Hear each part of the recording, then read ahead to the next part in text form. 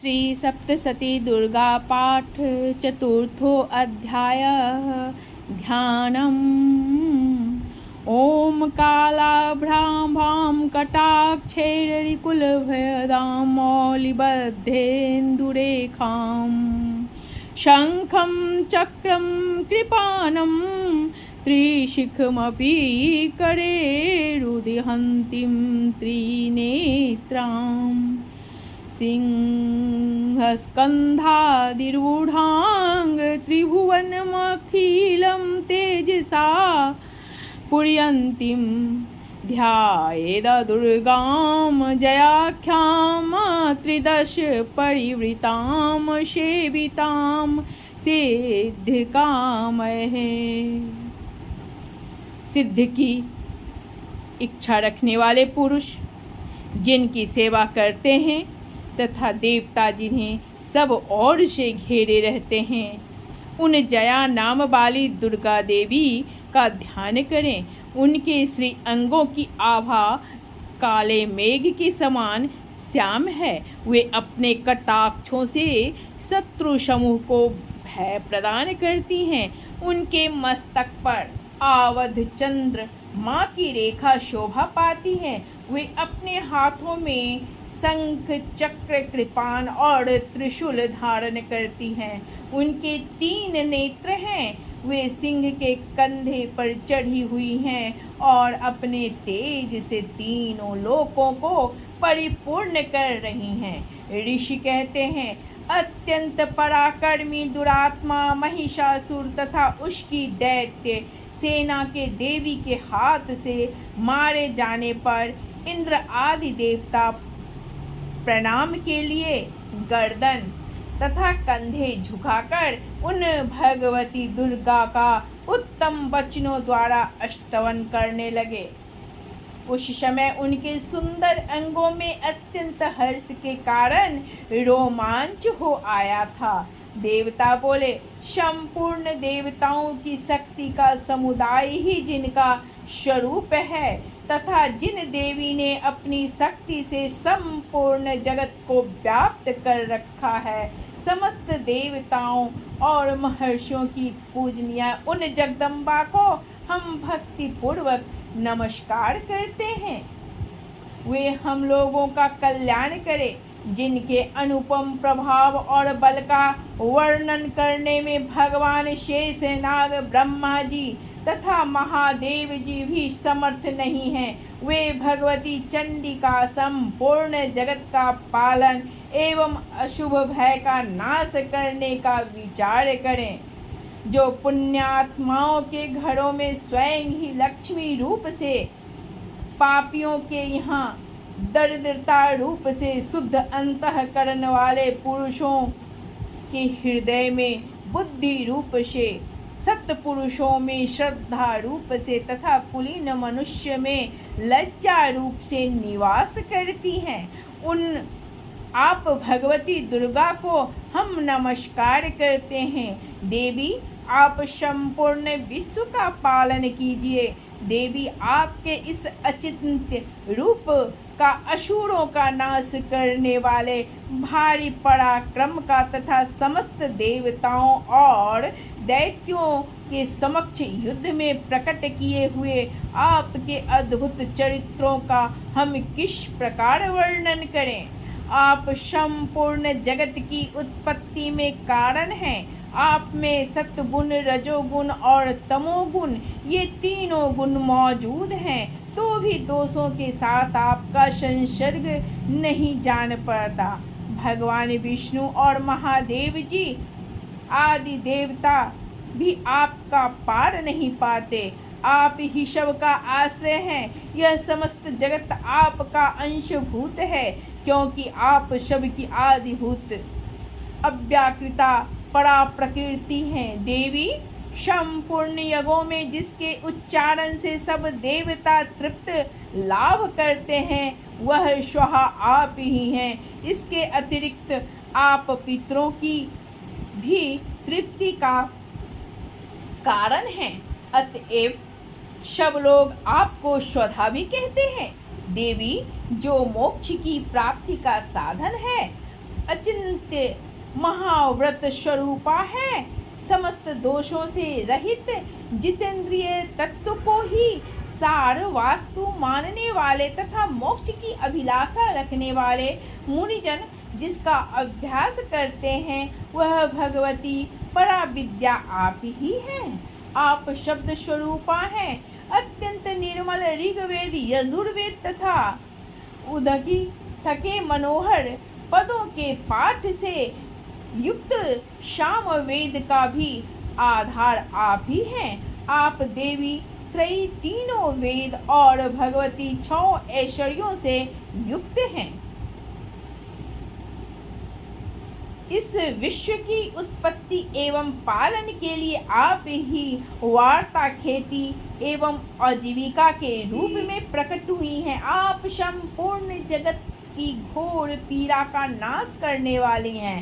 देवी जिससे समस्त शास्त्रों के सार का ज्ञान होता है वह मेधा शक्ति आप ही हैं। दुर्गम भवसागर से पार उतरने वाली नौका रूप दुर्गा देवी भी आप ही हैं। आपकी कहीं भी आसक्ति नहीं है।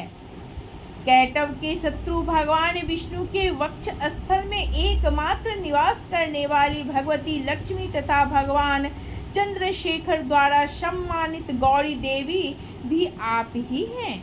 आपका मुख मंद मुस्कान से सुशोभित निर्मल पूर्ण चंद्रमा के बिंब का अनुकरण करने वाला और उत्तम स्वर्ण की मनोहर कांति से कमनीय है, तो भी उसे देखकर महिषासुर को क्रोध हुआ और सहसा उसने उस पर प्रहार कर दिया। यह बड़े आश्चर्य की बात है। देवी वही मुख शव क्रोध से युक्त होने पर उदय काल के चंद्रमा की भांति लाल और तनी हुई भौएं के कारण विकराल हो उठा। तब उसे देखकर जो महिषासुर के प्राण तुरंत नहीं निकल गए, यह उससे भी बढ़कर आश्चर्य की बात है, क्योंकि क्रोध में भरे हुए यमराज को देखकर भला कौन जीवित रह सकता है।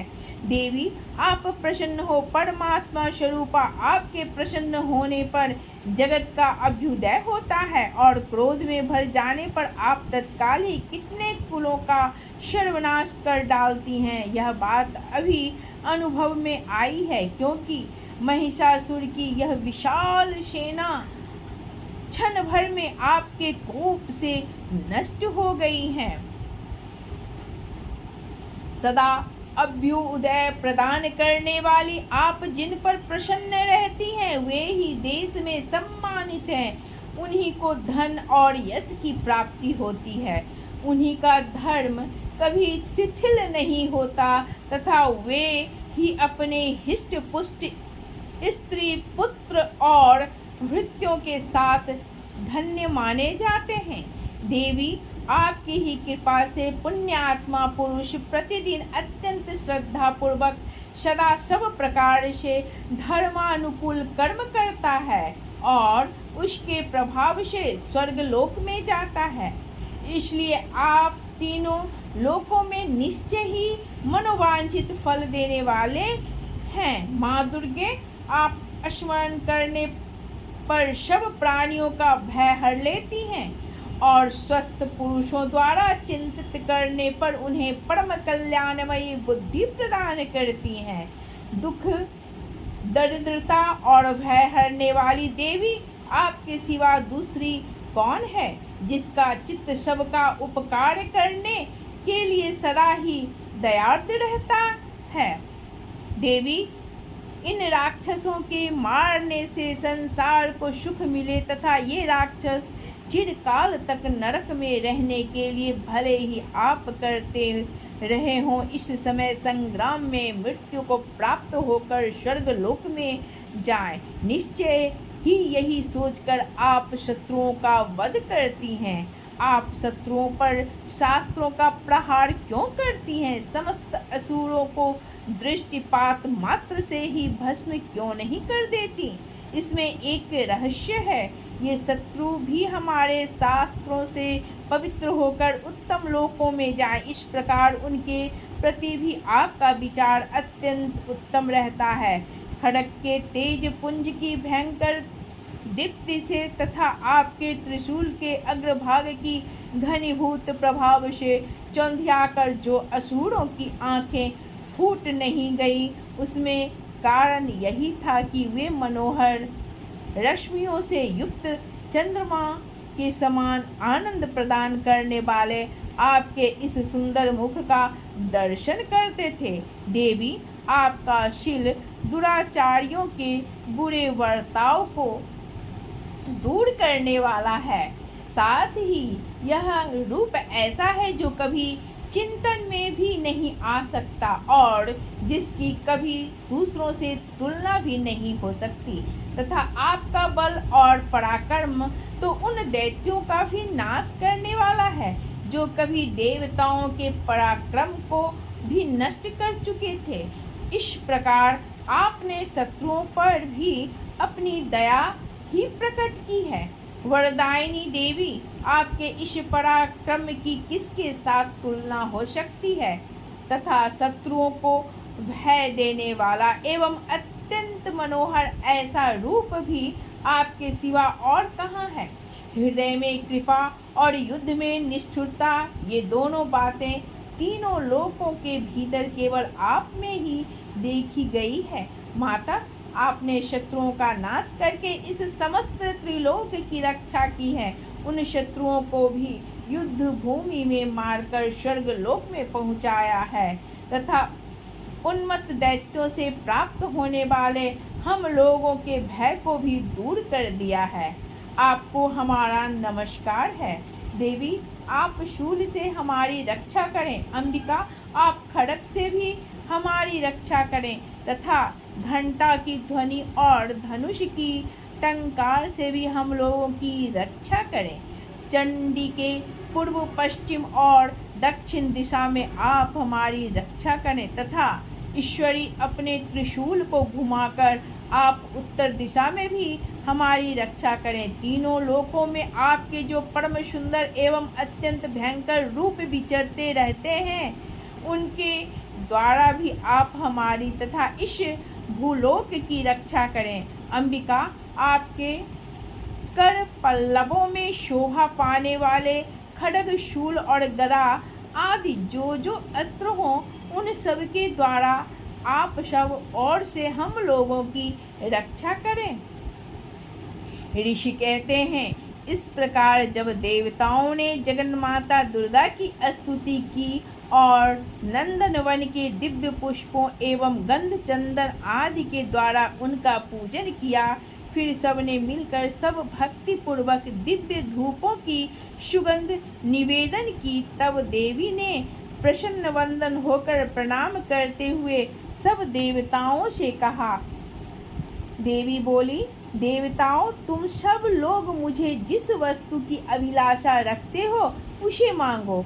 देवता बोले, भगवती ने हमारी सब इच्छा पूर्ण कर दी, अब कुछ भी बाकी नहीं है, क्योंकि हमारा यह शत्रु महिषासुर मारा गया।